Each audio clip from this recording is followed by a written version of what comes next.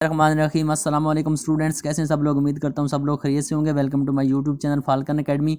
आज इस वीडियो में आपके साथ शेयर करने जा रहे हैं इंग्लिश 518 का जो कि रिसर्च मैथडोलॉजी की बुक है, उसकी जो फाइनल टर्म के इंपॉर्टेंट टॉपिक्स हैं, ये जो क्वेश्चन फाइनल टर्म में आ सकते हैं वो आपके साथ शेयर किए जाएंगे और उनका आंसर भी आपके साथ शेयर किया जाएगा। अगर आप इस फाइल को अच्छे तरीके से रेडी कर लेंगे तो आपका जो फाइनल टर्म एग्जाम है वो अच्छे तरीके से कंडक्ट हो जाएगा।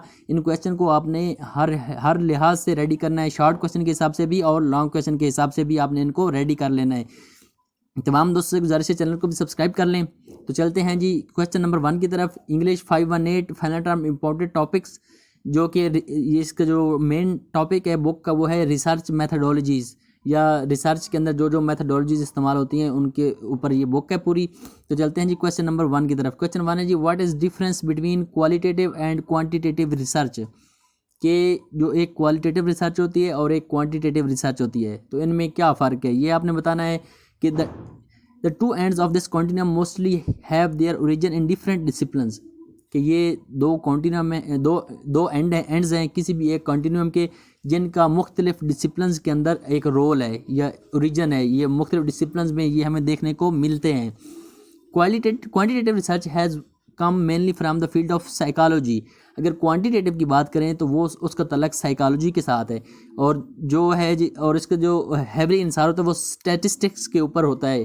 जो क्वांटिटेटिव होता है उसके अंदर स्टैटिस्टिक्स ज़्यादा होती हैं। और इसके बाद जो क्वालिटेटिव रिसर्च है इसका जो इन्सार है वो एंथ्रोपोलॉजी के अंदर हमें देखने को मिलता है और सोशियोलॉजी के अंदर देखने को मिलता है। और इसके अंदर डिस्क्रिप्शन, वर्बल डिस्क्रिप्शन इसके अंदर इन्वॉल्व होती है, और जो होती है क्वांटिटेटिव उनमें नंबर्स होते हैं। ये मेन डिफरेंस है कि जो क्वालिटेटिव स्टडी है उसके अंदर वर्बल डिस्क्रिप्शन इस्तेमाल होती है और जो क्वांटिटेटिव रिसर्च है उसके अंदर नंबर्स और स्टैटिस्टिक्स पे बात होती है। तो ये मेन डिफरेंस है। बाकी आपके सामने एक आइडियल आंसर दिया हुआ, आप इसको एक दफ़ा देख लें तो आपने इसको अच्छे तरीके से रेडी कर लेना। ये बहुत इंपॉर्टेंट क्वेश्चन है, 5 नंबर का भी आ सकता है और 3 नंबर का भी आ सकता है। नेक्स्ट क्वेश्चन है जी, what are the features of qualitative research. कि जो क्वालिटेटिव रिसर्च है उसके कौन कौन से फीचर्स होते हैं या उसके क्या क्या फीचर्स होते हैं या क्या खसूसियात होती हैं उसके अंदर। तो following are the some important features of qualitative research. ये नीचे दिए। सबसे पहले कि ये नेचुरल सेटिंग के अंदर होती है।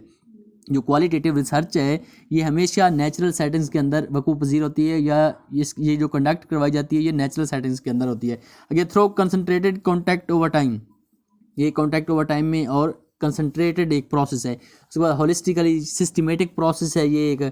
उसके बाद ये मुख्तलिफ पैटर्न्स को एनालाइज करती है, कंपैरिजन करती है और कंट्रास्ट करती है। उसका कंसिस्टेंसी ऑफ वर्बल डाटा की कंसिस्टेंसी इसके अंदर पाई जाती है। और भी बहुत सारी जो इसकी खसूसियात मेंशन है इनको आप एक दफ़ा देख सकते हैं। ये आपका बहुत ज़्यादा इंपॉर्टेंट क्वेश्चन है कि जो क्वालिटेटिव रिसर्च होती है उसकी खूबियाँ क्या हैं या उसके फीचर्स क्या हैं। तो ये सारे फीचर्स उसके आपके सामने लिखा हुआ है। एंड पिक नोट है in other words an study that is done in real life setting. जो कि रियल लाइफ सेटिंग के अंदर स्टडी होती है उसको हम क्वालिटेटिव रिसर्च कहते हैं, या क्वालिटेटिव रिसर्च स्टडी की ये खसूसियत है। तो ये आपने एक दफ़ा देख लेना है। नेक्स्ट चलते हैं जी। नेक्स्ट क्वेश्चन है जी, what is qualitative data analysis. QDA भी इसको कहते हैं कि क्वालिटेटिव डाटा एनालिसिस क्या चीज़ होती है या क्यूडीए क्या चीज़ होती है। Qualitative data analysis is the range of process and procedures. ये एक इसमें जो क्यूडीए है इसके अंदर मुख्तलिफ किस्म की प्रोसेस और प्रोसीजर्स होते हैं। किसके लिए? We move from qualitative data that have been collected into some form of explanation, understanding और interpretation of the people and situation we are investigating. QDA is usually based on interpretive philosophy. जो QDA होता है, qualitative data analysis होता है, मुख्तलिफ procedure और process को इस्तेमाल करके जो हमने क्वालिटेटिव डाटा इकट्ठा किया होता है उनको समझता है और उसको एक्सप्लेन करता है और फिर उसकी इंटरप्रिटेशन करता है। तो ये पूरा प्रोसेस है, इसमें मुख्तलिफ प्रोसेस और मुख्तलिफ प्रोसीजर इस्तेमाल होते हैं क्यूडीए के अंदर, जिसमें हम जो क्वालिटेटिव डाटा हमने इकट्ठा किया होता है उसको हम इस्तेमाल करते हुए उसको इंटरप्रेट करते हैं, उसको समझते हैं और उसकी इंटरप्रिटेशन करते हैं। तो ये हो गया जी क्वालिटेटिव डाटा एनालिसिस क्यूडीए। इसकी डेफिनेशन भी आ सकती है। डेफिनेशन आए तो आपने कम लिखना है, और अगर ये लॉन्ग क्वेश्चन आता है तो आपने ये पूरा आंसर लिख देना है। तो ये सारी चीज़ें इसके अंदर आ जाती हैं। नेक्स्ट क्वेश्चन आपका है जी, what are the 5 process of qualitative data analysis. आपने पढ़ लिया कि क्यूडीए होता क्या है, फिर आपने पढ़ना है कि वो कौन कौन से 5 प्रोसेस हैं, तरीके हैं क्वालिटेटिव डाटा एनालिसिस के। तो following are the 5 process of qualitative data analysis. पहला है जी ऑर्गेनाइज द डाटा। हम डाटा को ऑर्गेनाइज करते हैं। दूसरे नंबर पे हम आइडेंटिफाई अ फ्रेमवर्क। हम एक फ्रेमवर्क को आइडेंटिफाई करते हैं। फिर हम फिर हम उस फ्रेमवर्क के अंदर जो डाटा हमने इकट्ठा किया होता है उसको हम डालते हैं।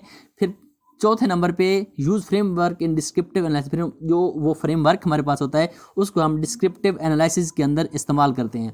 ठीक हो गया। और पांचवा और लास्ट इसका जो प्रोसेस है वो है कि सेकंड ऑर्डर एनालिसिस हम करते हैं। तो ये सारे 5 प्रोसेस हैं जो कि क्वालिटेटिव डाटा एनालिसिस के अंदर इस्तेमाल होते हैं।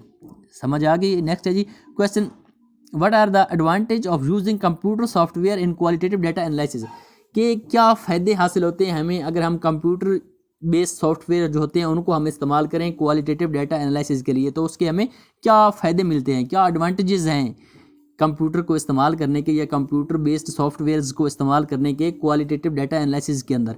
तो इसका फॉलोइंग आर द एडवांटेजेस ये आपके सामने दिए हुए हैं। Following are the advantages of using computer software in qualitative data analysis. सबसे पहला फ़ायदा है कि हम ट्रांसक्राइब कर सकते हैं डाटा को। दूसरे नंबर पे राइटिंग एडिटिंग हो सकती है, इजी स्टोरेज होती है इससे। उसके बाद कीवर्ड्स के इस्तेमाल और टैग्स वगैरह का इस्तेमाल हम कर सकते हैं, और रिट्रीवल ऑफ डाटा या सर्चिंग ऑफ डाटा आसान हो जाती है।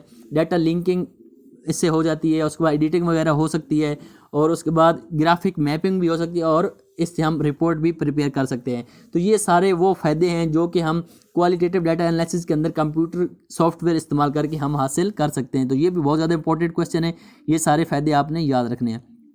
नेक्स्ट क्वेश्चन आपका जी, what is definition and meaning of action research.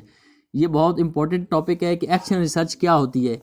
इसकी डेफिनेशन आपको आनी चाहिए या और फिर इसका मीनिंग भी आपको आना चाहिए कि what is definition and meaning of action research. इसका ऑर्गेनाइज्ड एक्शन रिसर्च की अगर हम बात करें तो इसको हम कहते हैं कि organized investigative activity to change. ये इसकी डेफिनेशन हो गई सिंपल सी, कि हम किस तरह इन्वेस्टिगेट करते हैं किसी भी चेंज को, या हम एक प्रॉपर ऑर्गेनाइज्ड इन्वेस्टिगेशन करते हैं, एक्टिविटी करते हैं चेंज की। आगे studying practical problems of education.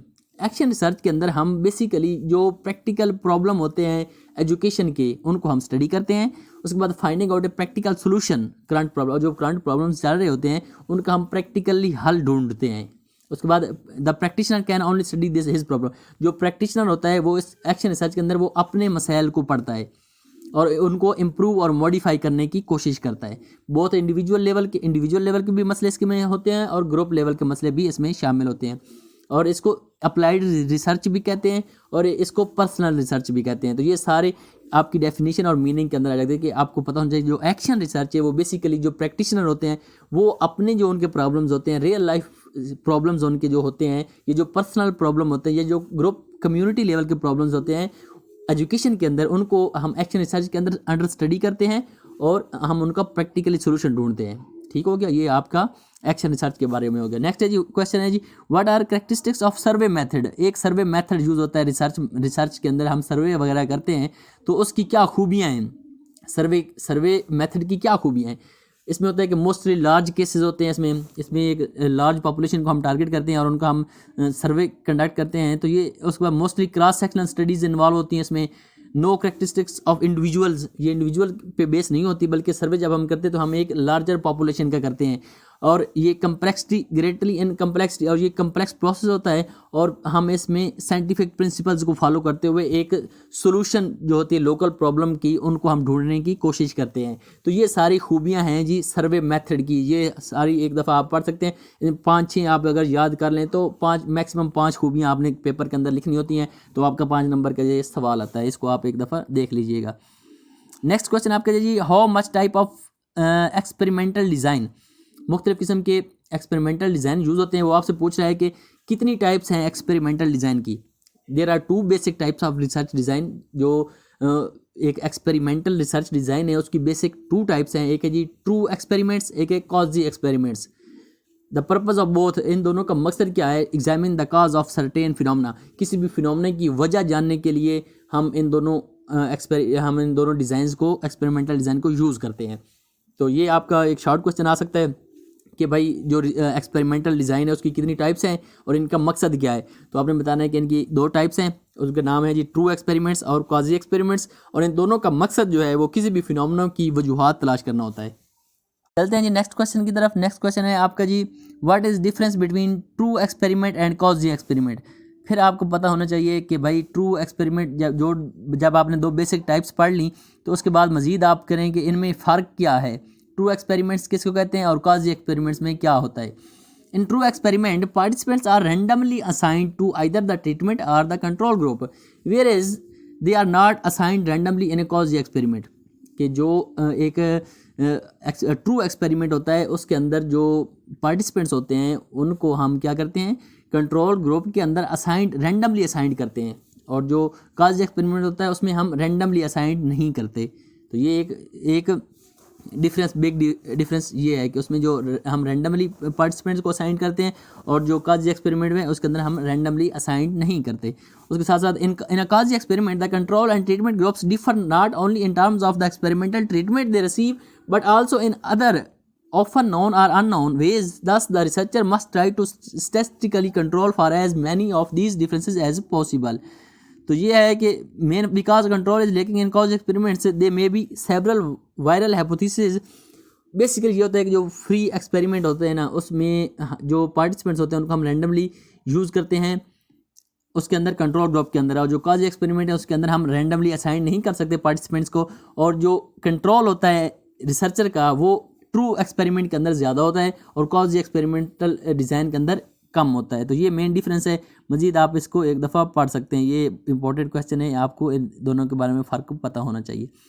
Next है जी क्वेश्चन है what are the procedure in experimental design, कि वो कौन कौन से प्रोसीजर्स हैं जो कि एक्सपेरिमेंटल डिज़ाइन के अंदर यूज़ होते हैं। सबसे पहला है जी रैंडमाइजेशन, दूसरा है जी valid estimate, experimental error, minimize bias, independence of variances, replications, repeated treatment, increase precision, estimate, reduced error, local control, homogeneous group size plus shape और साइज प्लस शेप का एरर्स। तो ये वो सारे प्रोसीजर हैं जो कि हम एक्सपेरिमेंटल डिज़ाइन के अंदर इस्तेमाल करते हैं, या जब हम एक्सपेरिमेंटल डिज़ाइन को फॉलो करते हैं तो हमें ये प्रोसीजर अडाप्ट करने पड़ते हैं कि हम डाटा सैम्पलिंग करते हैं तो वो रैंडमाइजेशन, रैंडम डाटा कलेक्ट करते हैं हम, और जो हम एक्सपेरिमेंट करते हैं उनमें और हम जो बाइसेस होते हैं उनको हम मिनिमम रखते हैं। तो ये वो सारे प्रोसीजर हैं। लोकल कंट्रोल होना चाहिए आपके पास, और आप रेप्लिकेशन आपने करनी है, आपने बार बार रिपीट करना है ट्रीटमेंट को। तो ये सारे प्रोसीजर हैं जो कि एक्सपेरिमेंटल डिज़ाइन के अंदर इस्तेमाल होते हैं। 5 अगर आप याद कर लें तो काफ़ी होंगे।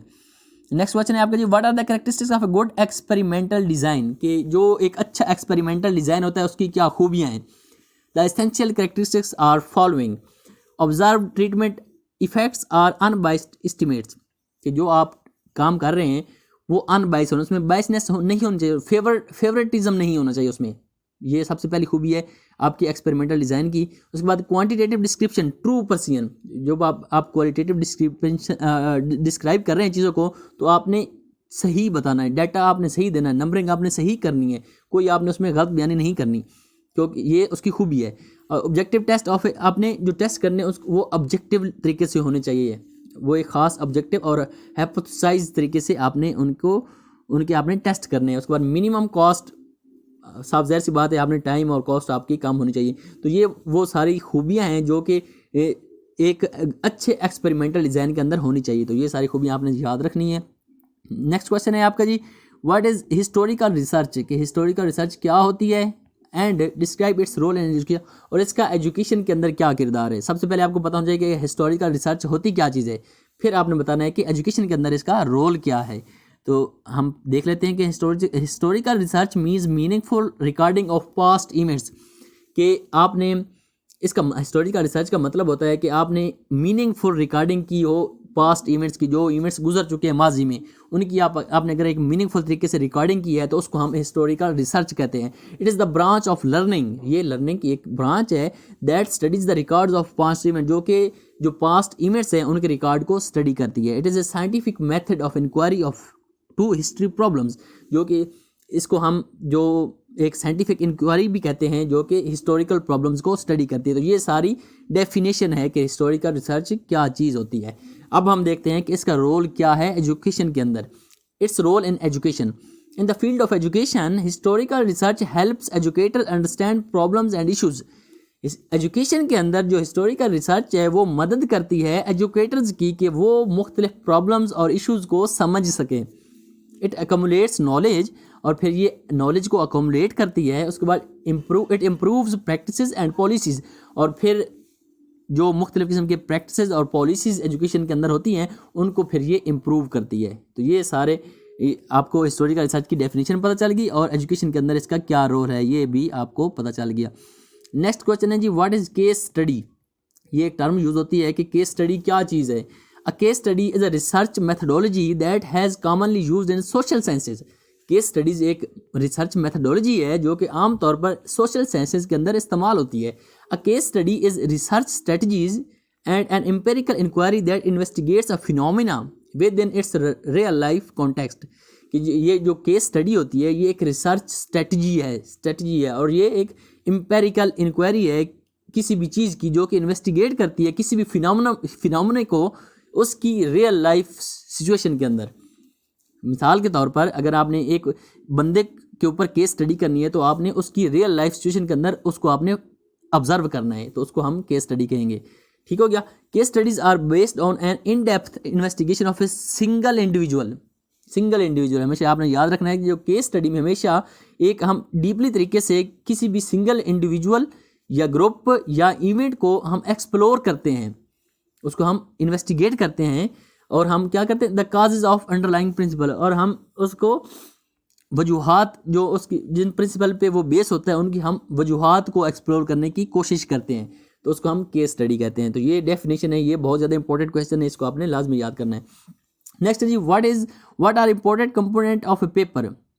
आपके जो एक रिसर्च पेपर होता है उसके मुख्तलिफ इंपॉर्टेंट कंपोनेंट्स कौन कौन से हो सकते हैं। पहला जी टाइटल, दूसरा है ऑथर एंड इंस्टीट्यूशन, लिखने वाला कौन है और किस इंस्टीट्यूशन के अंदर इस्तेमाल हो रहा है। तीसरा जी एब्स्ट्रैक्ट, चौथा है इंट्रोडक्शन, फिर मेथडोलॉजी, मेथड आपने कौन सा यूज़ किया, फिर रिजल्ट सेक्शन आ जाता है, फिर डिस्कशन एंड कंक्लूजन आ जाता है, फिर रेफरेंसेस और फिर अपेंडिक्सेस। तो ये सारे इंपॉर्टेंट कंपोनेंट्स हैं किसी भी पेपर के।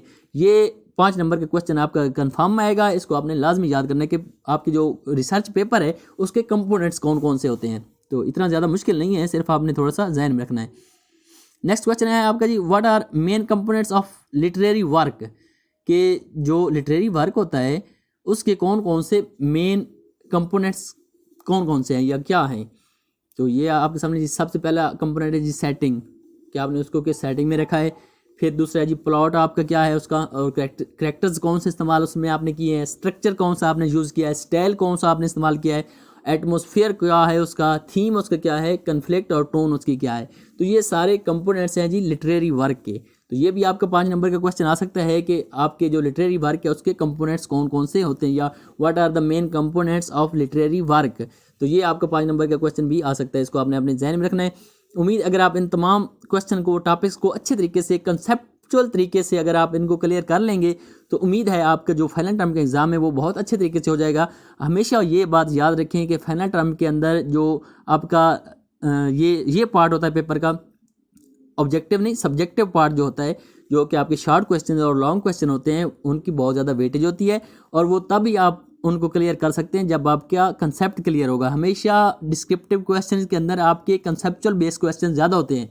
तो हमेशा याद रखें कि जब भी आप फाइनल टर्म की तैयारी कर रहे हैं तो आपकी जो कंसेप्ट होने चाहिए वो क्लियर होने चाहिए। जब आपके कंसेप्ट क्लियर होंगे तब आप पेपर को अच्छे तरीके से आप कंडक्ट कर सकते हैं। इसके साथ साथ आप जो MCQs फाइल्स हैं, जितनी भी आपकी लेक्चर नंबर 21 से लेकर आगे 40 तक जितनी भी MCQs फाइल्स आपको मिलें, कोशिश करें कि उनको आप एक दफ़ा टैली कर लें हैंडआउट्स के साथ और उनको वेरीफाई करके आप तैयारी कर लें। तो आपका ऑब्जेक्टिव पार्ट भी अच्छे तरीके से हो जाएगा और आपका जो सब्जेक्टिव पार्ट है वो भी अच्छे तरीके से हल हो जाएगा। उम्मीद है आप लोगों को समझ आ गई होगी। अगर मज़ीद आपके जहन में कोई और इम्पोर्टेंट क्वेश्चन जो मैंने मिस कर दिया हो कोई होता है तो आप कमेंट सेक्शन में वो ज़रूर मेंशन किया करें ताकि तमाम दोस्तों को उसका भी पता चल जाए। तमाम दोस्तों की गुजारिश है चैनल को भी सब्सक्राइब कर लिया करें। अपना ख्याल रखिएगा और अपने चैनल का भी। अल्लाह हाफिज़।